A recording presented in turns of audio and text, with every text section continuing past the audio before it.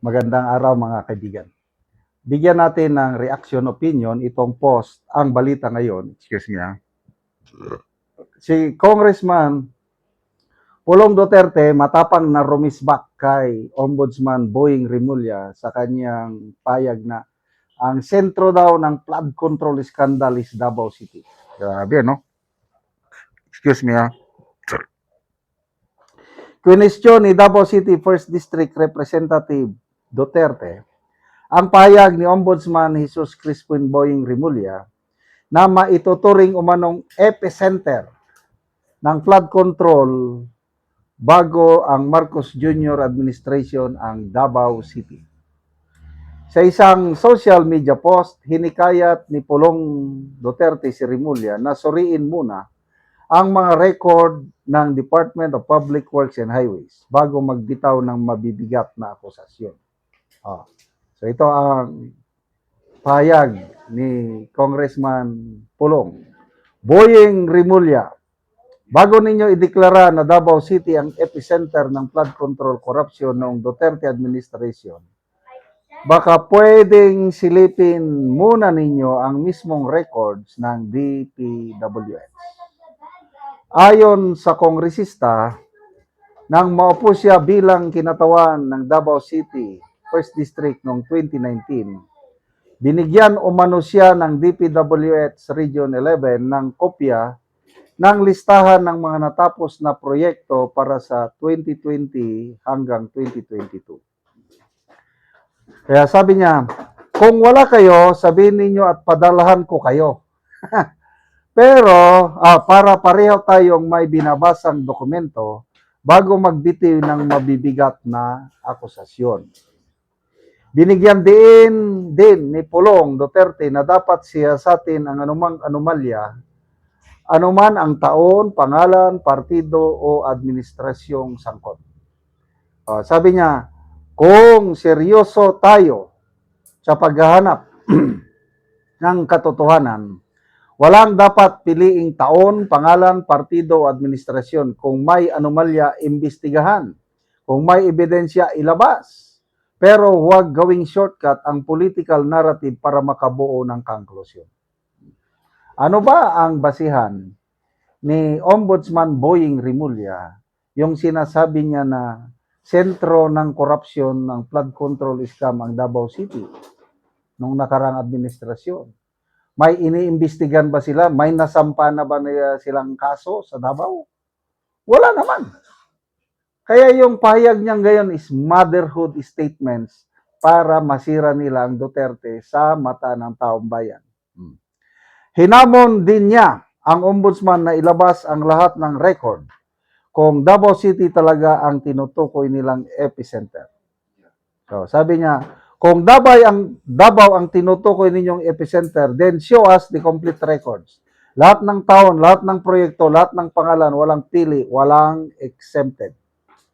Kasunod dito, kwestiyon ni Pulong ang estado ng investigasyon sa umano'y trilyong pisong flood control corruption mula 2023 hanggang kasalukuyan. And speaking of baha, sabi niya, ilang linggo na yata ang baha sa iba't ibang bahagi ng Luzon na hindi pa rin humuhupa. Mukhang mas malubay yata ang mayan kaysa sa flood control epicenter na bansag ninyo sa mahal kong Davao. The Ombudsman ay dapat maghanap ng katotohanan, not convenient villains. Nauna rito, sinabi ni Rimulya sa budget deliberation sa Kamara na ang Davao City umano ang epicenter ng flood control bago dumating ang Marcos Jr. administration. Gayunman, sinaribi niyang patuloy pa nilang pinag-aaralan at kinakalap ang mga ebidensya. O tingnan mo, nangangalap pa sila ng ebidensya. Nag-conclude na siya na ang epicenter is Davao City. Anong klaseng salita yan? But anyway, expected na yan kay Boying Rimulya. Lahat, para siyang kaparehas niya si Auntie Claire Castro. Lahat ng pagkakataon na maidiin nila, i-project nila ng mga kurakot ang mga Duterte, gagawin nila. But to me, personal, karanasan ko ito ang mga Duterte, hindi kurakot. Kasi kitang-kita ko, taga Mindanao ako Palagi kong namamasyal sa Davao. Napakaganda ang sitwasyon sa Davao. Isa na lang yan. Yung economic growth, yung lumabas na data, ang Davao region, 5.1% ang growth, economic growth noong 2025. Compared mo sa national economic growth na 4.4% lang. Anong ibig sabihin nun? Maraming mga negosyante nagtitiwala sa Davao. At doon sila nag-i-invest. Even up to now. Mga foreign direct investment, bumababa ng gusto. Kailan ang mga negosyante, both local and foreign, nagpupunta sa Davao. Why? What is in Davao? That is yung less, hindi naman zero siguro. Kailang menos ang corruption sa Davao City. Meron akong pahayag na nabasa ni yung sikat na architect si Mr. Palafox. Ano na bang pangalan ni Palafox? Nakapag-project daw siya. Ito, malalaking project itong hinawakan ng, kasi world-renowned architect ito si Palafox. Sabi niya, nag-project ako ilang beses sa Davao. Walang corruption. Talagang malinis.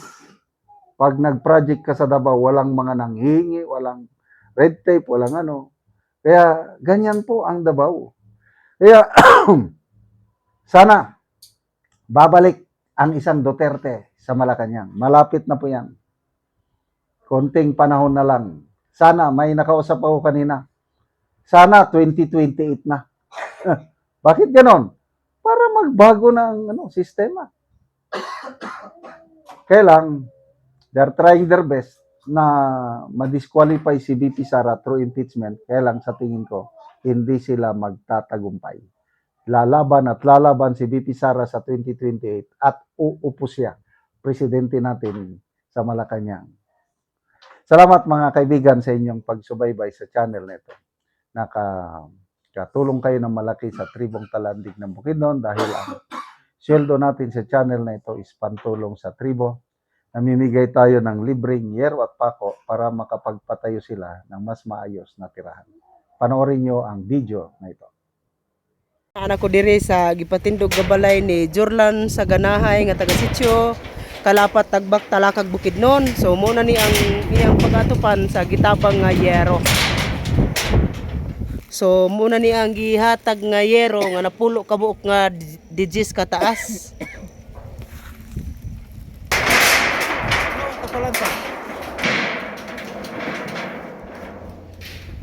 Nagadain din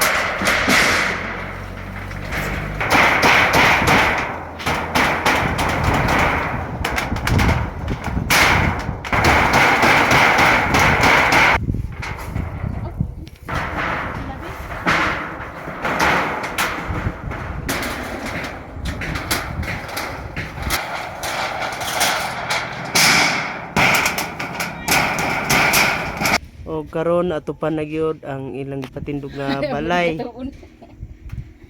So nakatop na gyud ang gitabang nga yero. Nagpasalamat ko sa Ginoo nga natagaan nami og sin nga nakaatop na ko sa among balay nga karaan na kaayo. Oo, so dugay gyud mo naka ngano man nga pila naman ka tuig ang inyong balay? Ulong na ka tuig ang balay busa ga pasalamat ko sa Ginoo nga natagaan mi og sin kay gatuluan na gyud among balay. So karon pa gyud mo nakapatindog og balay. Karon nami magapatindog og balay. Ang paningtabang sa sin nga kuan dili pa mi makabalay kay among kwarta ko to baragid sa pagkaon namo. So salamat kaayo. Salamat kaayo sa